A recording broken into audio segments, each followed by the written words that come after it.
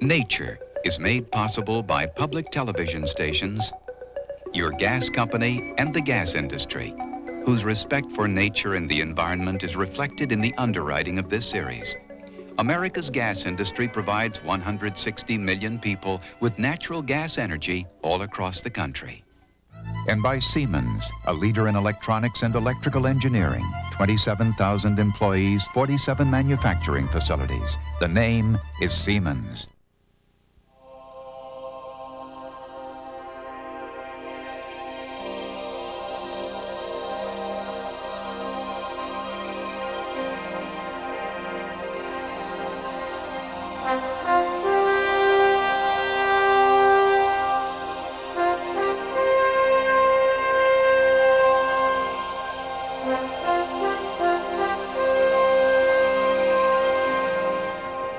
Hi, I'm George Page for Nature, and here in Hawaii there are more than 6,000 species of plants, animals, and insects found only in the Hawaiian Islands.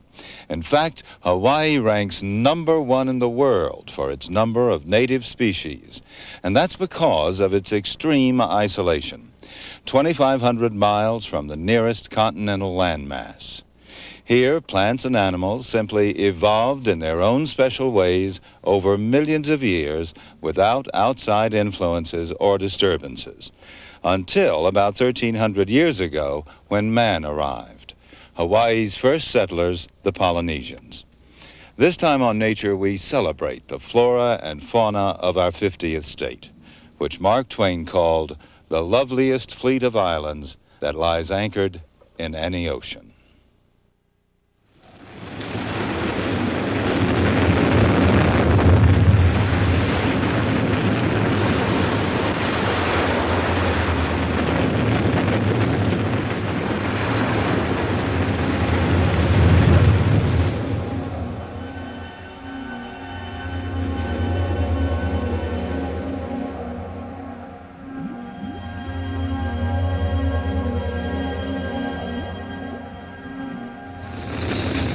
Hawaii was born from the fiery womb of the sea. Out of the dark underworld emerged the land, creatures, a string of islands.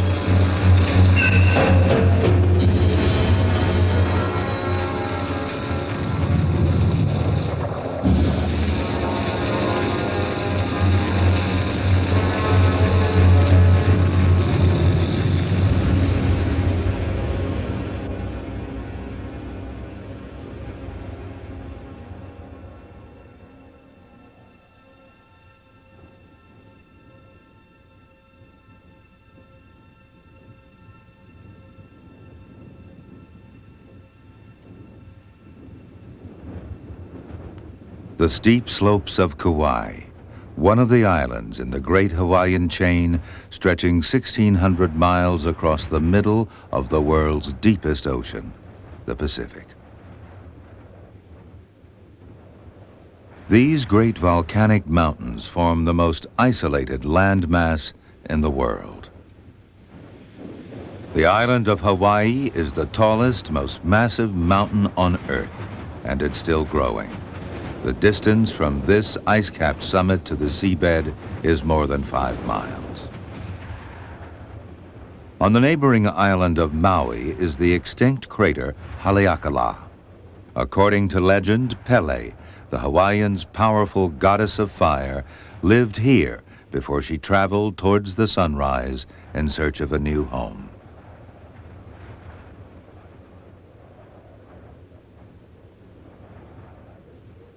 And this is where the fire goddess now resides, beneath Kilauea volcano.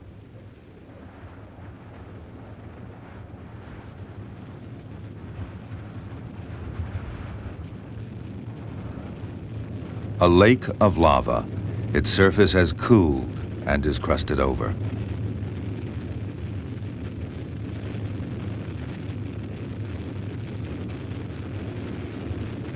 Jagged lines of fire divided into plates. Just as these surfaces move, the Hawaiian Islands move, together on great tectonic plates. Moving 4 inches a year to the northwest, the plates pass over a stationary hotspot beneath the planet's crust, where the Earth's molten core rushes through, bursting into the deep sea, piling up to the surface, and finally emerging into the air. And that makes land, and so Hawaii grows.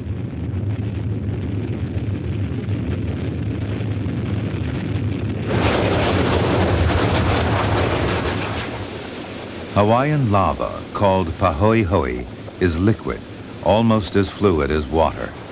And whenever there is a new surge from below, the lava lake wells up and breaks its banks, pouring molten stone down the mountainside like a fast-flowing river.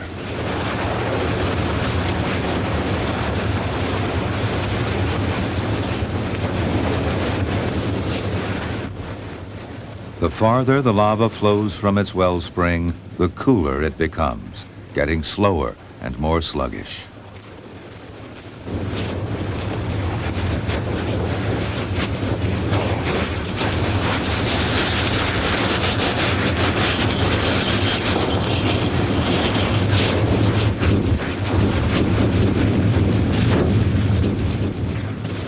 Trapped gases explode to freedom.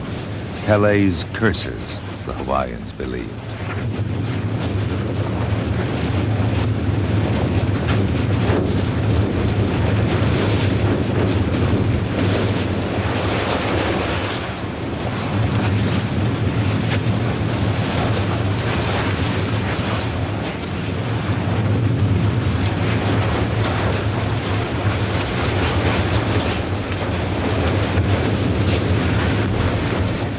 A provider and a destroyer. To the Hawaiians, Pele was a fearsome and untamable spirit, with extraordinary powers over the living and the dead. They cowered beneath her wrath. According to legend, as she leaves a simmering island behind her, Pele explodes into each new one, creating it, laying it waste, enlarging it, letting it live.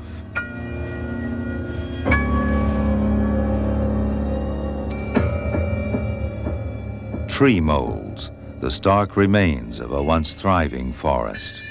Or, in Hawaiian legend, the remains of people who had angered Pele.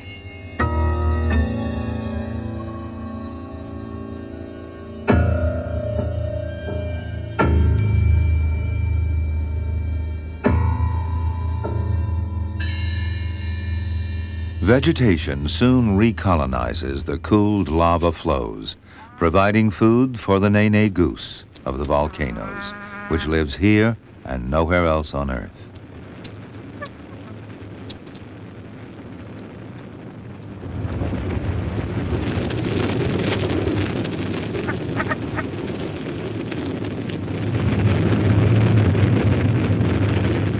In this primeval landscape, destruction is a constant threat.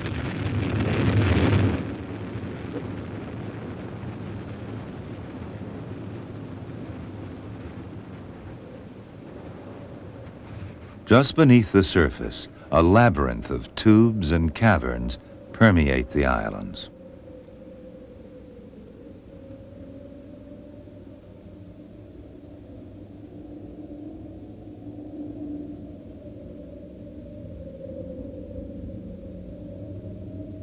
Ancient Hawaiians sheltered here.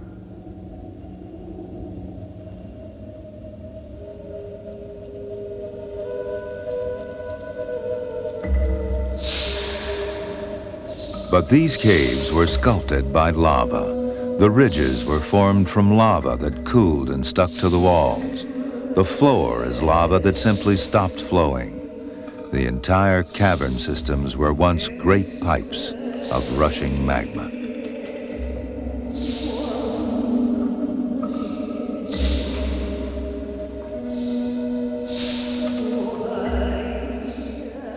The people buried their dead here and left records of their chiefs, gods, and ancestors engraved on the walls.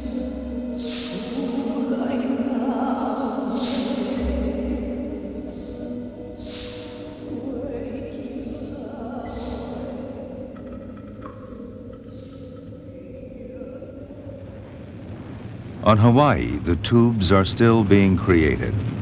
As Pahoehoe flows, the molten rock cools and hardens on the outside. This insulates the inside and allows the central lava to keep rushing through, fast and hot at temperatures of 2,000 degrees.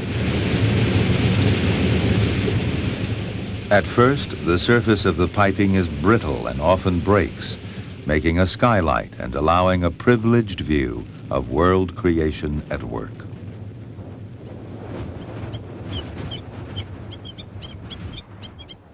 Above the network of tubes and connected to them are water-filled depressions.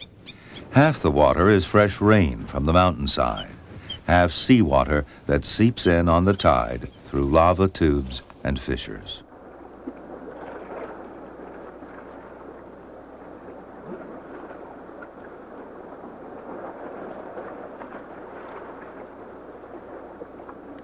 These ponds have their own exclusive wildlife, dominated by tiny shrimps, which teem in the millions, a subterranean community thriving under the volcano.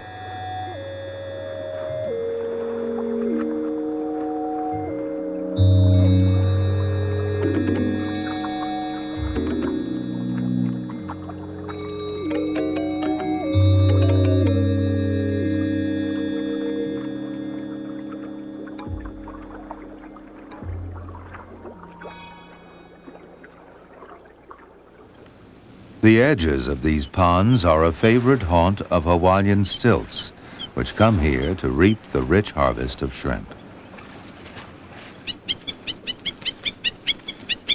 There are now only 2,000 of the birds left living in the wild. Like most Hawaiian birds, their future is threatened as more of their habitat is invaded by man. The wandering tattler is also a regular visitor to the lava ponds. Like the original Hawaiian voyagers, the tattler is a great traveler and navigator. Once a tattler banded 3,000 miles away in Alaska was found 4 days later in the northwestern Hawaiian Islands.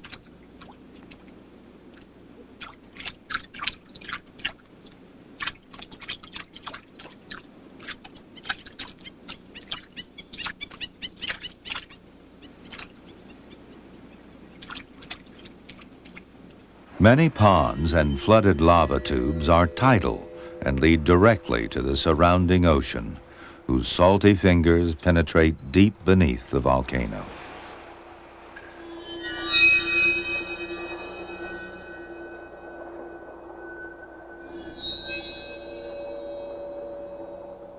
Nearer the sea, the increasing saltiness of the water in the tunnels allows marine creatures like these soldier fish to find a home. The Hawaiians had many gods and many stories about the origins of their people and the creatures which shared their world.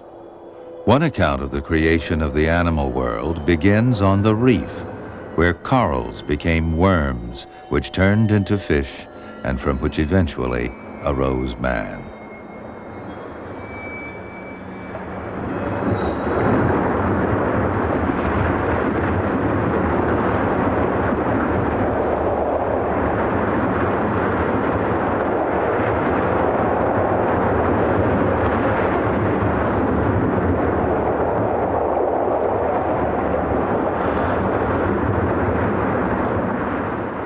The edges of Hawaii's islands are steep and constantly swept by powerful waves.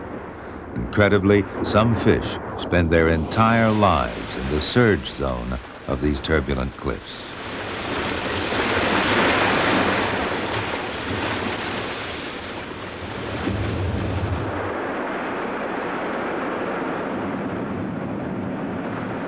The reef is the other half of island making.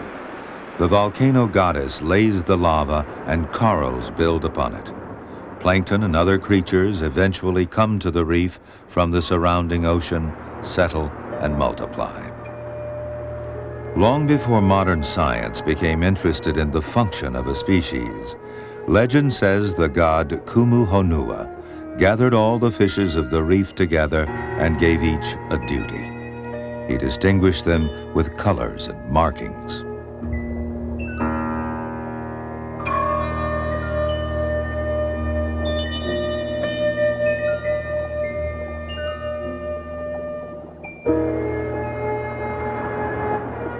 To the Moorish idol, he gave bold stripes.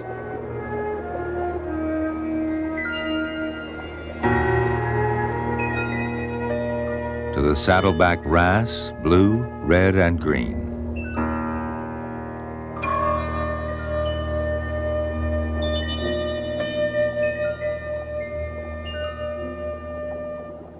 To the yellow-tailed wrasse, a flashy tail. The Achilles tang received bright orange spots. And when the brilliant colors were all assigned, the fish that still had no marks, he sprinkled with ashes.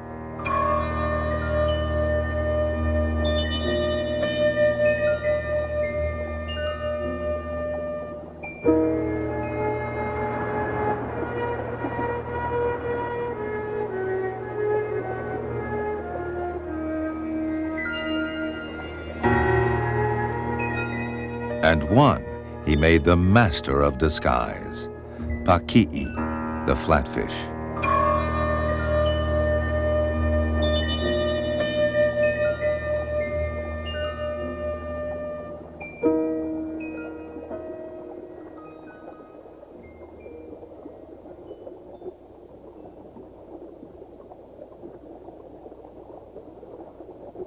O'ili uvivi, the filefish, in its back-to-front posture, perhaps a courting display.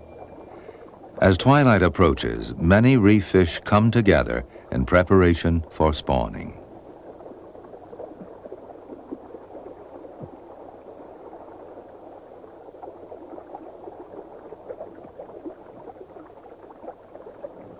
It's a time of intense social activity and of danger.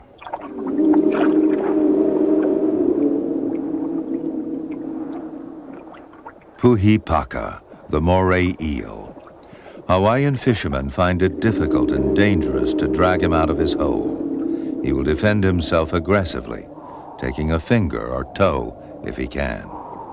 Wherever the eel lives, they say, there will be few small fish around. But amazingly, some have tricks up their sleeves.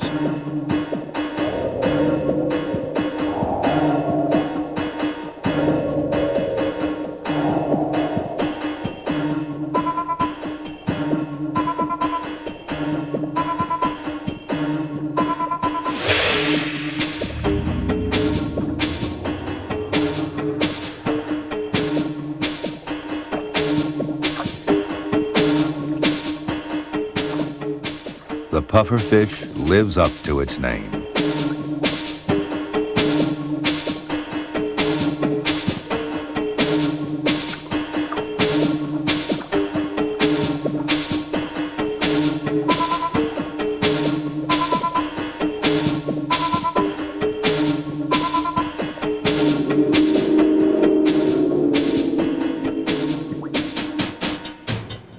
In the Hawaiian creation story, there is one animal in the ocean that, in its world, is an evolutionary climax.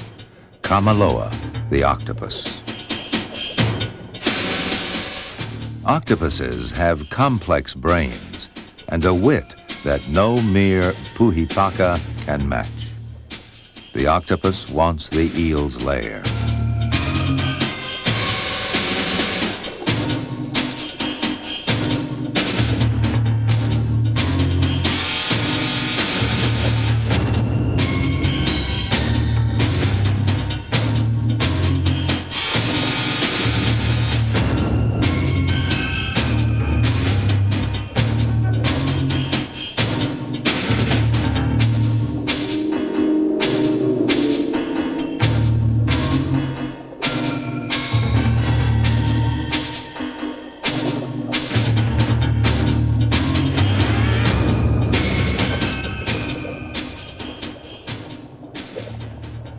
Out of reach of the eel, under a lava ledge, A male sergeant major fish tends and guards eggs.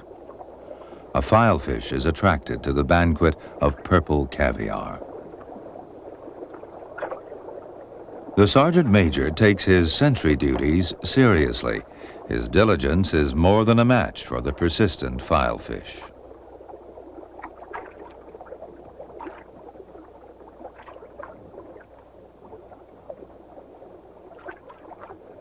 Several females have laid eggs on the rock, and he is father to them all.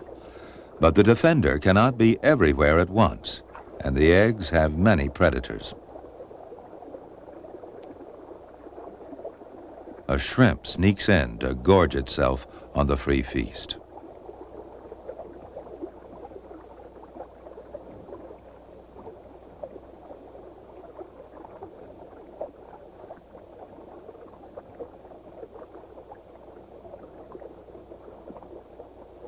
The reason so many eggs hatch is due to the unflagging devotion of the male sergeant major. He must stand guard against all comers.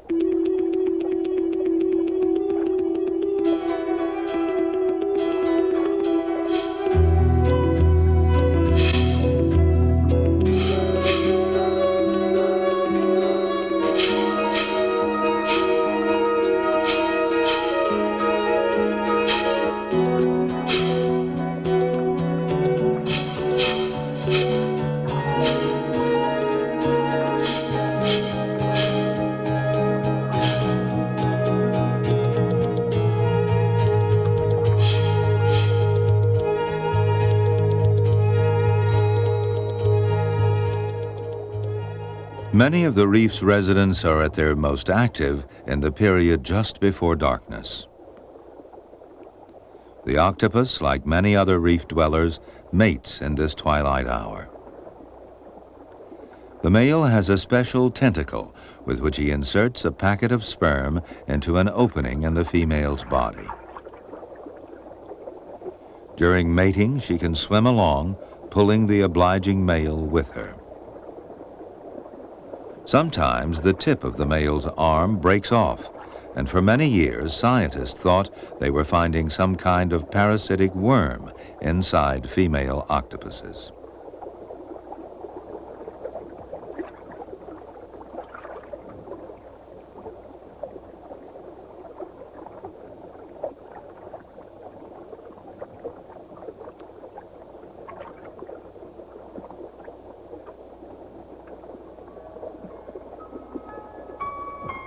Night approaches. Other fish gather to spawn. Unlike the octopus's direct coupling or the sergeant major's stern husbandry, fish like the yellow tang have a mating method that relies on a scattered buckshot approach. First, they make their way to a traditional spawning place deep at the reef's edge, where offshore currents are strong.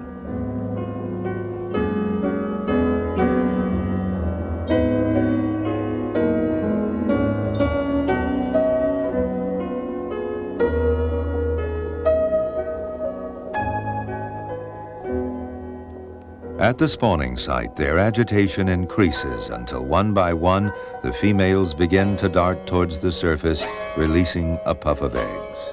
Instantly, males follow and shoot their sperm over the eggs. The fertilized eggs, unattended, drift out to sea and become part of the strange and beautiful world of plankton. At night, the fragile planktonic creatures migrate to surface waters. In the moonlight, these translucent specters pulse and glow like alien spaceships.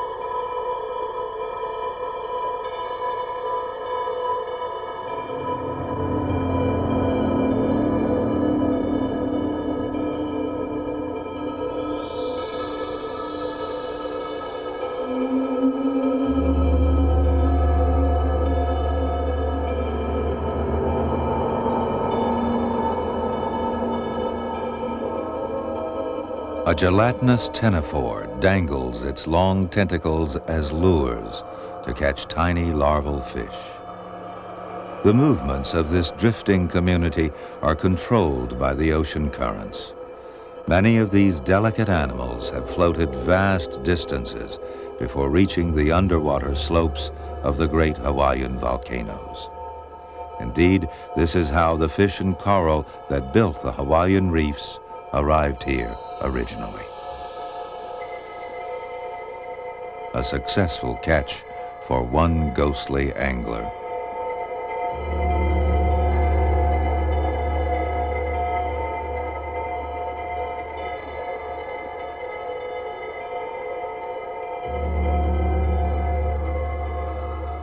A larval moray eel.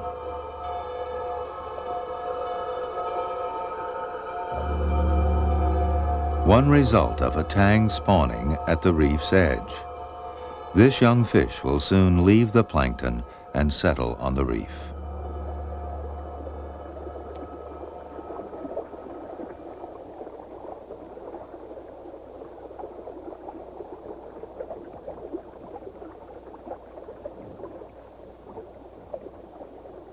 A seahorse hitches a ride on a raft of seaweed.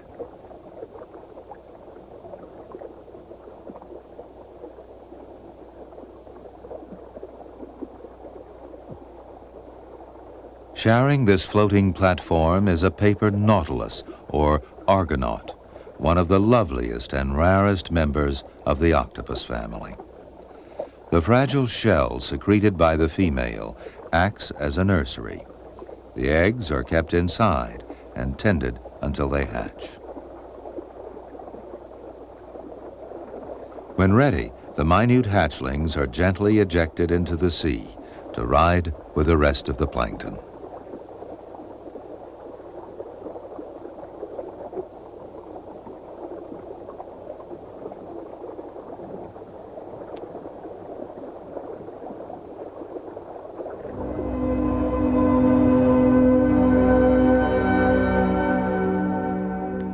For this manta ray, more than 10 feet wide, the plankton clouds are like living soup, and it flies through them, scooping in huge mouthfuls. Indeed, the Hawaiians named the ray lupe, the same as the word for kite.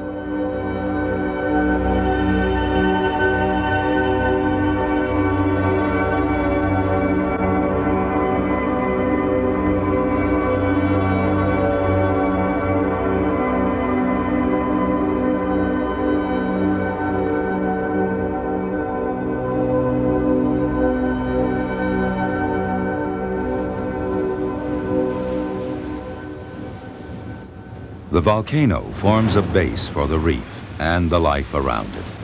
But that which Pele creates, she reserves the right to destroy. Now and then, under her lava pool on Kilauea, Pele gives an extra push, and the river of lava reaches the sea.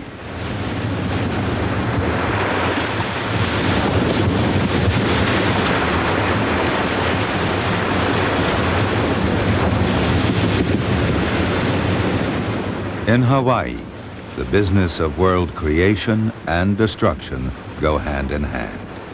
As night follows day, decade after decade, millennium after millennium, the lava flows burn and ravage, yet also build up the land.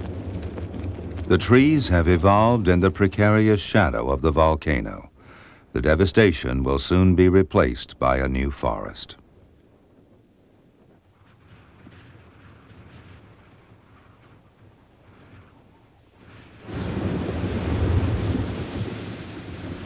The elemental struggle between fire and water has been fought wherever volcanoes exist near the sea.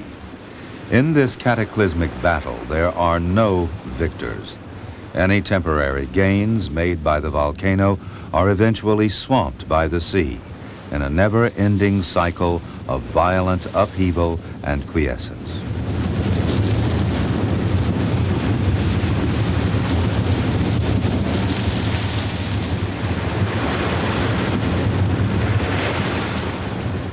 As the vanguard of lava pushes into the sea, extending the island, it piles up on itself and crusts over. The surface calm camouflages the incredible drama being performed below the waves.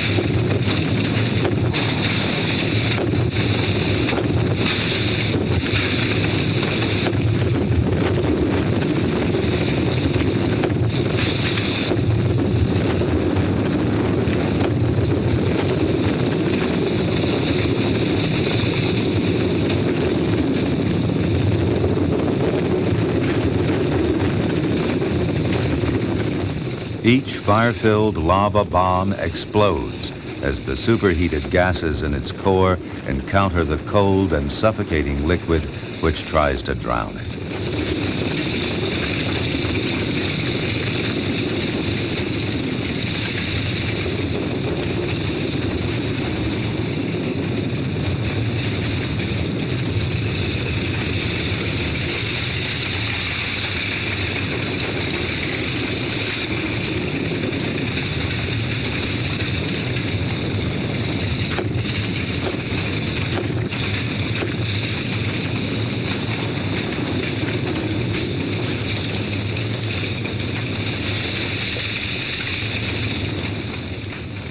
Huge areas of reef are killed, but this virgin substrate will be prime real estate for the drifting planktonic settlers. Fish that fled for the duration of the catastrophe return to find an underwater desert where only oases of coral remain.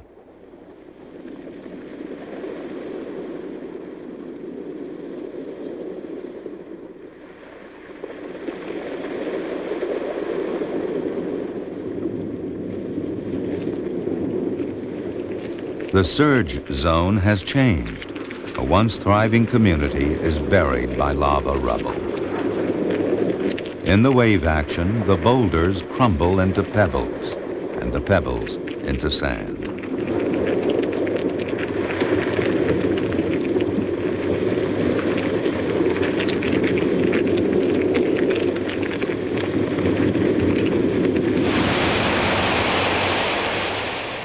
Ashore, the volcanic sand is piled up by the surf, forming black beaches.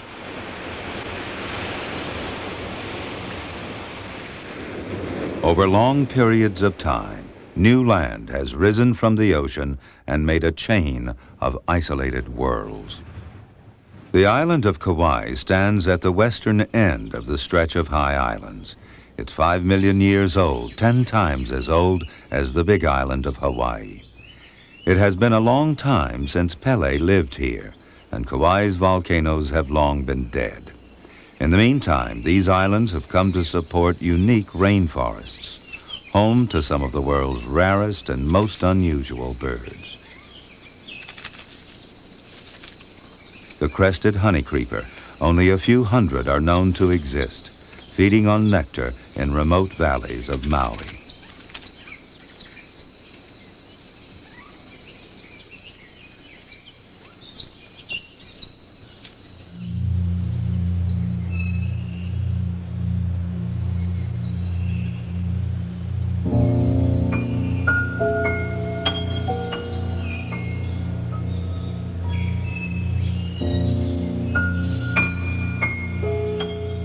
The moisture-laden trade winds bring rain to the mountain peaks, nourishing the forest.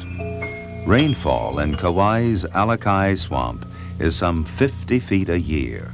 It's the wettest land on the planet.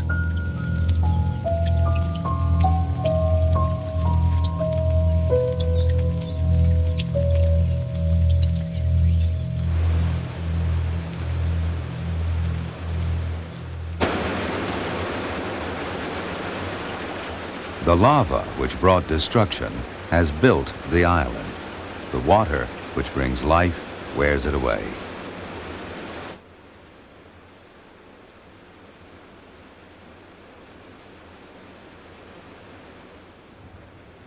Over millions of years, the older hillsides become steep and gullied with razor-sharp ridges, great valleys, and canyons.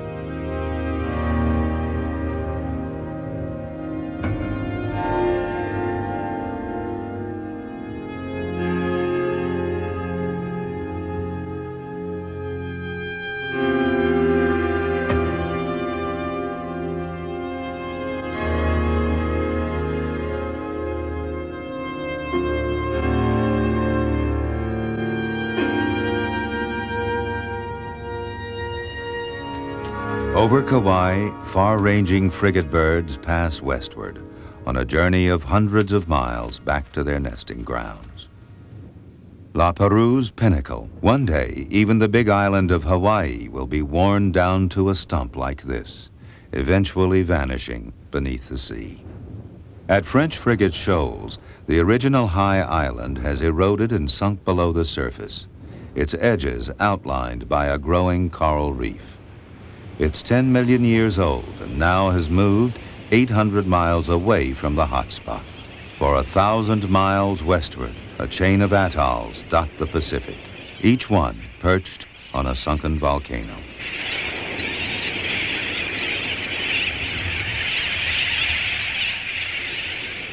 Laysan Island.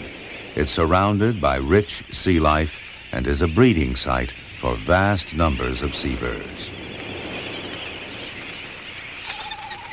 Frigate birds are aerial pirates and will even molest chicks of their own kind.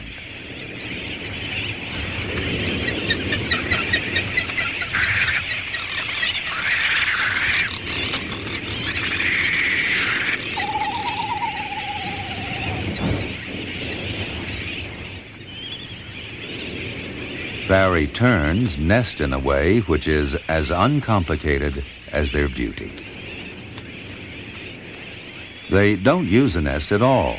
The egg is laid on the fork of a bare branch, and when the chick hatches, it perches, waiting patiently to be fed until it's ready to fly in about 40 days.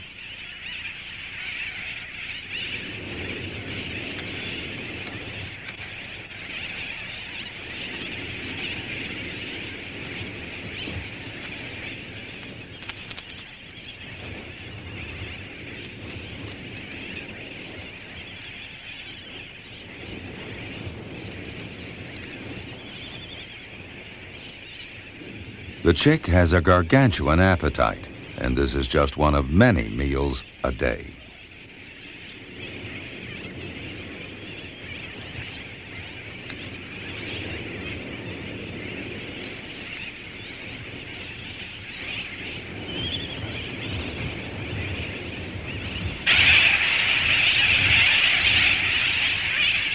The most abundant birds on Laysan, and perhaps the commonest in the entire Pacific, are the sooty terns.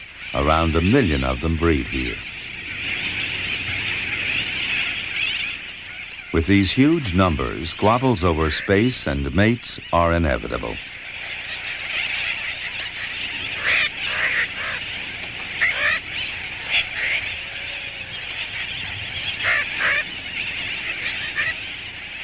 Mating is not always a delicate affair.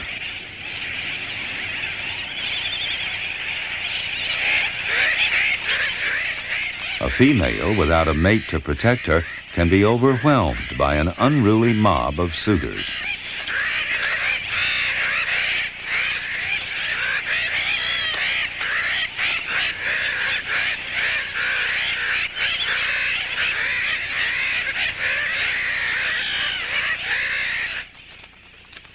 The sooty-turned chick hatches from an egg laid on the bare ground. Its eggshell is tough, like those of many shorebirds, to protect it out in the open. It may take the hatchling, even with outside help, days to break out.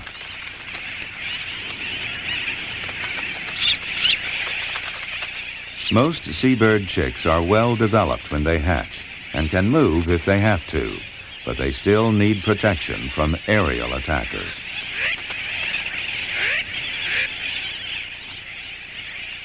But life in a crowded seabird colony is mainly a matter of watching out for the neighbors, including the benign but heavy-footed albatross.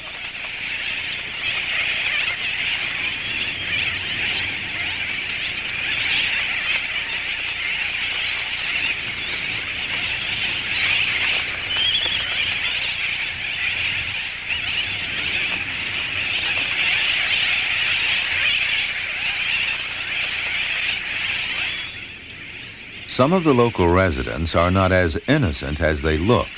The Laysan finch, one of the Hawaiian honey creepers, has come a long way from its ancestors, which fed on nectar. Its beak is sturdy and built for cracking seeds. But evolution has had a long time to work on the behavior of this remote population, and the finch has developed a more sinister talent.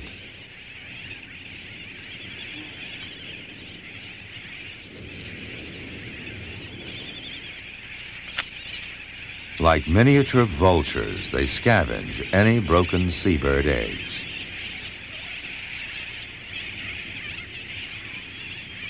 This finch has turned carnivorous, fulfilling a role usually occupied by much larger birds.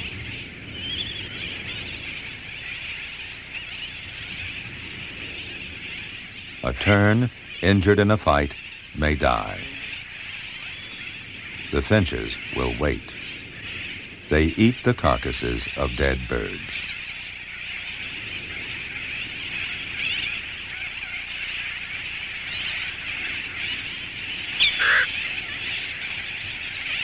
An unattended egg soon attracts finches, which can easily puncture the shell with their tough beaks.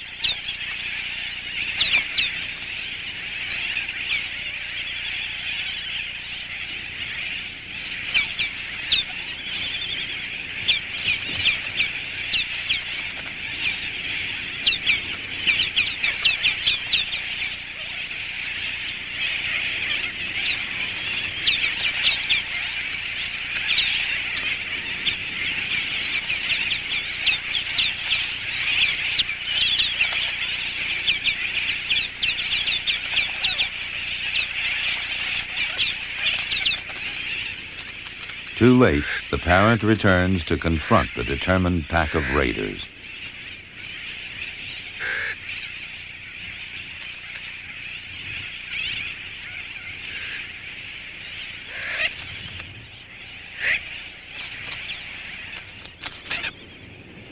Clumsy on the ground, the red-tailed tropic bird is an elegant flyer.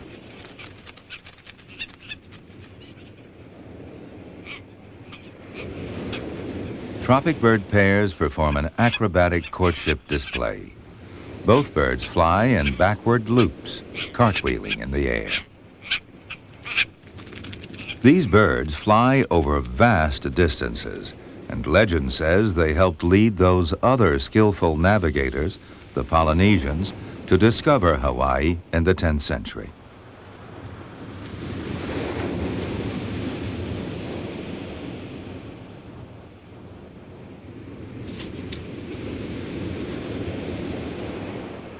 Ashore, tropic birds like to sit tight, but another resident has evolved habits to take advantage of the particular abundance here.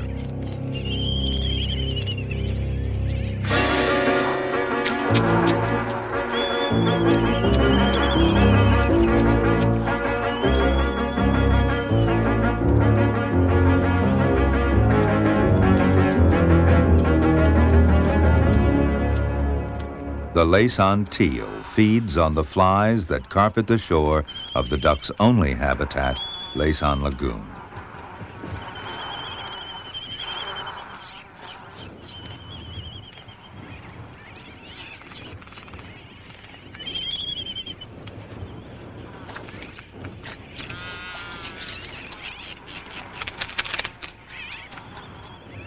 Their technique is to stamp through the swarm, stirring them up, and then snap at random, snatching a meal of buzzing bodies.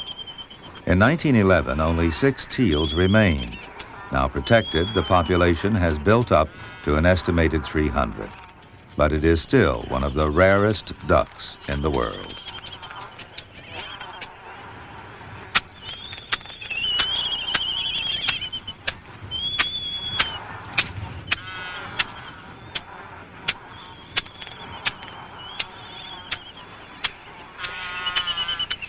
The Laysan albatross is a far-flying migrant that returns here each year to mate or to practice mating.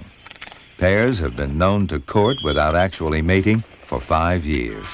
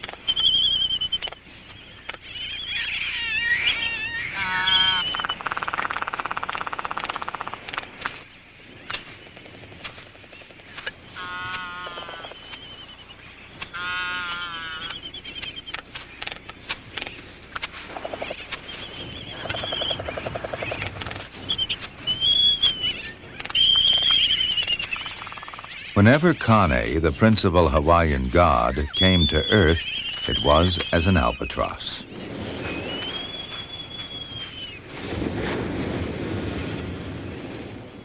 The monk seal, another Hawaiian animal that was almost wiped out by hunters and habitat loss, has been brought back from the verge of extinction. The seals spend much of their time at sea feeding. When they come ashore, it's to sleep or to fight.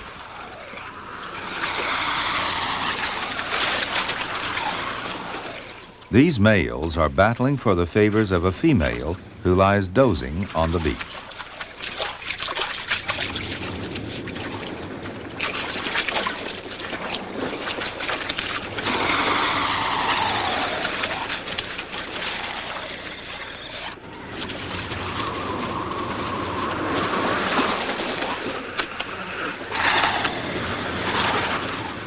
Though its numbers are slowly increasing, there are only about 1,000 Hawaiian monk seals in the wild.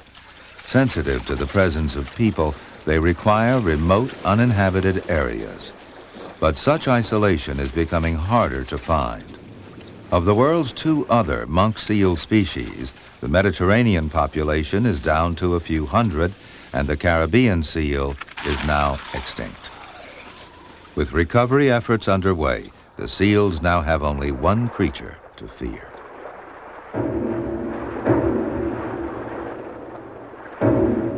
These are all pregnant gray reef sharks. Each year, masses of these sharks come together in the shallows off the low islands. They are ready to give birth to their live-born offspring. But why they gather like this remains a mystery.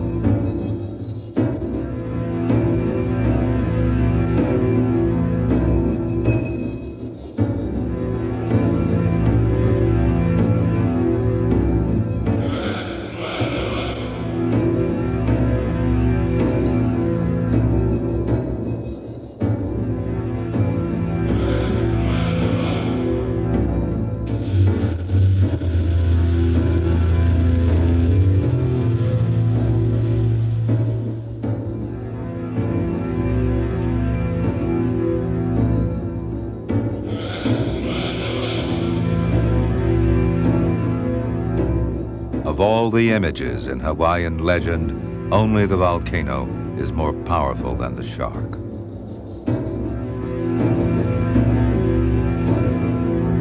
To the early Hawaiians, the shark, like the volcano, was a power of both destruction and new life. The shark was a symbol of fertility. A barren woman who was visited in a dream by one would give birth to a child with magical properties. The shark is also the final repository for the soul, the ultimate incarnation. The shark was Pele's brother, Kamoho Ali'i, who keeps the water of life and lives at the far eastern edge of the world, where the sun rises. It was Kamoho Ali'i who gave Pele the power to escape from the goddess of the sea.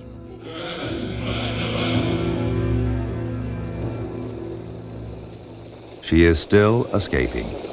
East of the island of Hawaii and still 3,000 feet under the water, a new island is emerging. Lo'ihi, the latest outpouring through the hot spot from the center of the earth. One day, Lo'ihi will be a great island, a new world, and Pele will live here and throw fire, destroy and build, lay waste, and bring new life.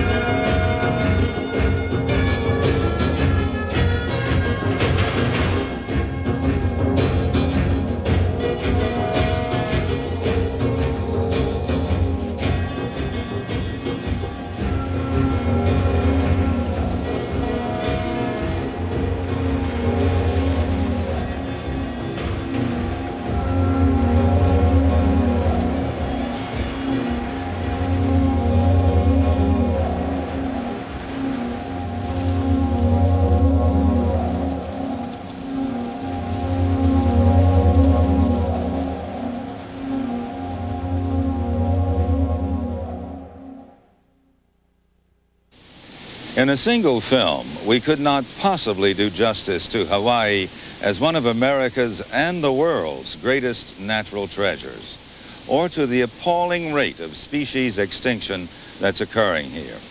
We'll come back to Hawaii in the future to tell more of the story. In the meantime, let's hope the terribly important efforts of the Nature Conservancy and others to save Hawaii's natural bounty for future generations are successful. I'm George Page for Nature. Nature is made possible by public television stations.